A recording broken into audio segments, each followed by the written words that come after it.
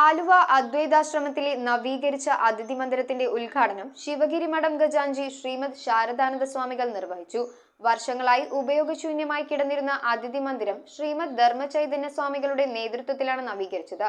തോട്ടുമുഖത്തെ വാത്മീകി കുന്നിൽ വിശ്രമാലയത്തിന്റെ ശിലാന്യാസവും ഇതോടൊപ്പം നടത്തി.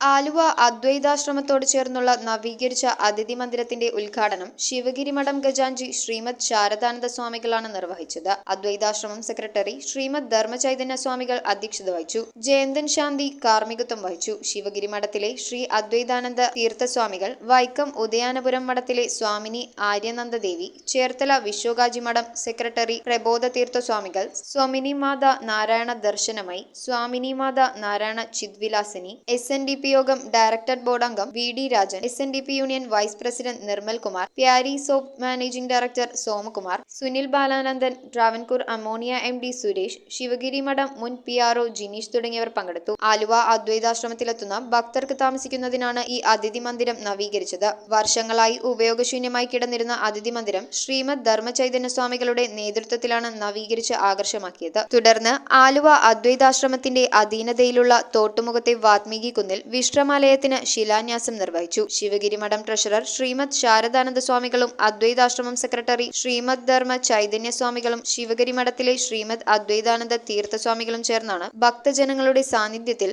വിശ്രമാലയത്തിന്റെ ശിലാന്യാസം നിർവഹിച്ചത്. ജയന്തൻ ശാന്തി കാർമ്മികത്വം വഹിച്ചു. News bureau, Aluva. Kopparambil Ayurvedic hospital and research centre. ഉഴിച്ചിൽ, lumbar spondylitis, cervical spondylitis, disc bulging കൊണ്ടുണ്ടാവുന്ന ബുദ്ധിമുട്ടുകൾ എന്നിവ ചികിത്സിക്കാൻ വിദഗ്ധരായ ഡോക്ടർമാർ. Kopparambil Ayurvedic hospital and research centre,